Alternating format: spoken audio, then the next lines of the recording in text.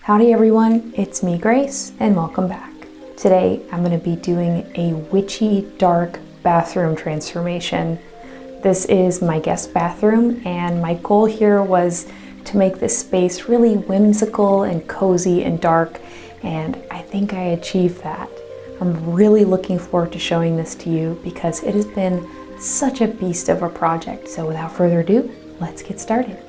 So here's my guest bathroom. It's a nice bathroom, but it is very beige, and I wanted a much darker vibe in here.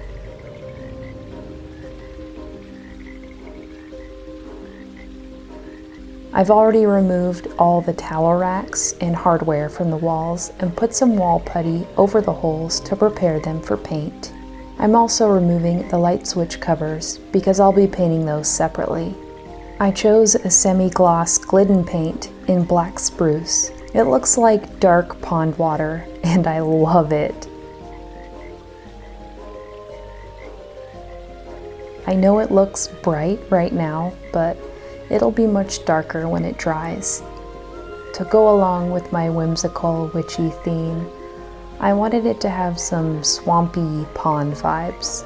I feel like when I was growing up, it was common to have an ocean theme for a bathroom, and I wanted to do a little nod to that, only with a darker-ish waterscape.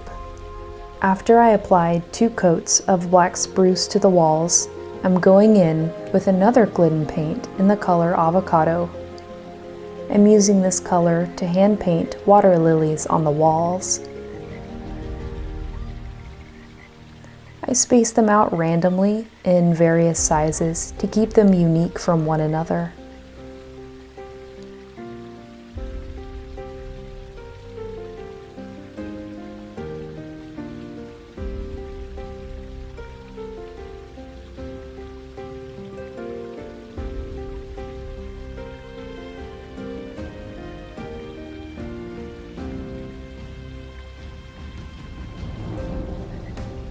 While the walls finished drying, I painted some cabinets with a chalk finish charcoal colored paint. I thought the matte cabinets would help balance out the glossy walls, and I think they did a little bit anyway. I had this $3 Halloween decoration I got from Target a couple years back. I painted it with the same charcoal paint to match the cabinets. The moon had these dangly metal bats on it, so I painted them green and sprinkled some mottled grass on them to make them look mossy. This was an impulsive idea, but I think it turned out pretty cute. I used the same charcoal paint to paint this old light fixture. It's okay if these bulbs get paint on them. They came with the house, and I suspect they haven't been replaced in a very long time. Also, it's 1 a.m. and these are my only light source. I switched out the bulbs with some warm-toned Edison bulbs. I really like how cozy they make the room feel. My buddy Joran, who's a blacksmith, gifted me this towel hook a couple years ago. I'm happy I finally have a place I can display it. I'm installing a total of 4 black shelves. 2 will go above the toilet, and 2 will go near the sink area. I have so many knickknacks and toiletries that will look great on these shelves. I cut some wood trim from Home Depot to create a frame for the mirror in the bathroom. That charcoal paint came in handy to paint the frame.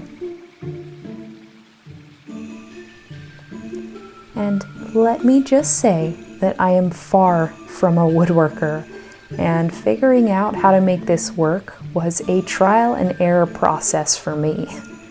But with frustration and a little bit of stubbornness, I finally made it work.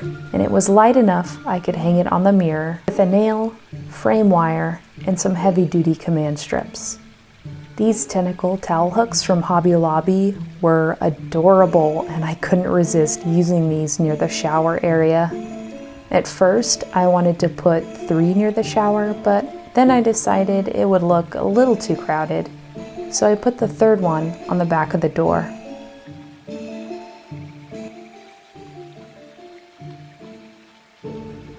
This little corner up here looked so lonely and I wanted to hang some moss here.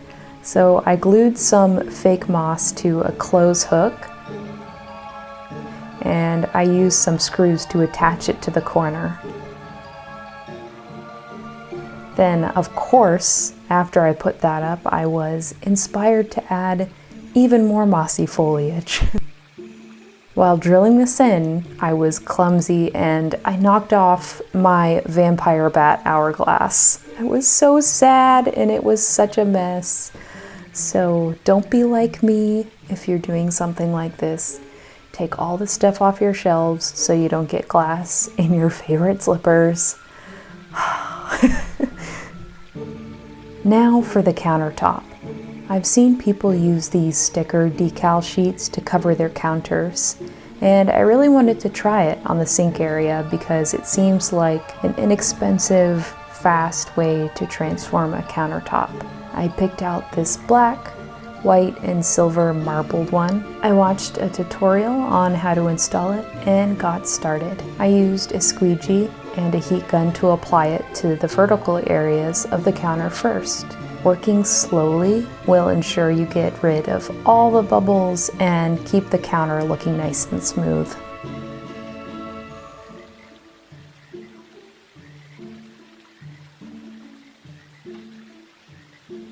Then I moved on to the rest of the counter. When I messed up around an edge or wanted to cover a seam, I just cut out some squiggly pieces of the decal and applied them to the seams. Thanks to the marbled design, it made doing this really easy.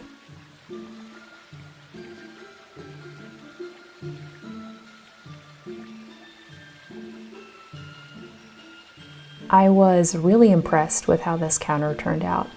Yes, technically it's just a sticker, but if you want a temporary, fast, and inexpensive way to transform a countertop, this stuff is amazing. As a finishing touch to the cabinet, I added some knobs since I didn't have any there before.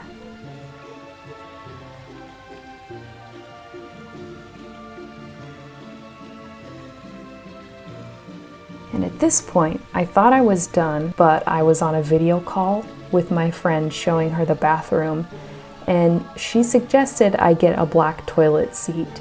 And she was absolutely right. It's a brilliant idea. So thank you, Steph. Before the final reveal, let's take a look at the old bathroom.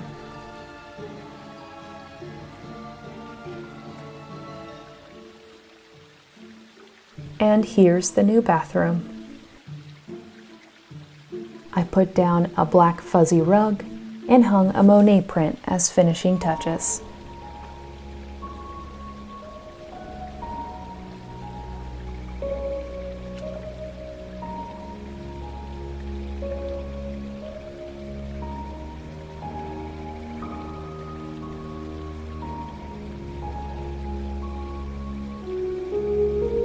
This bathroom makes me really happy. I think it's a combination of unusual and cozy, which I love.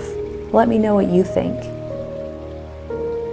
This week's Makers of the Week include Esther, who created a stunning Queen Amidala cosplay. Tabitha showed me her gorgeous Belle costume. Sailor Artemis Cosplay on Instagram made this badass Jill cosplay. Thank you all so much for watching the video today. I hope you enjoyed it, and I hope that you enjoy the rest of this holiday season.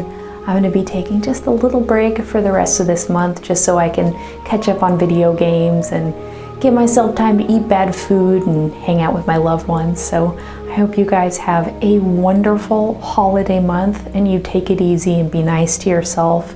And I'll see you again soon. Bye everyone.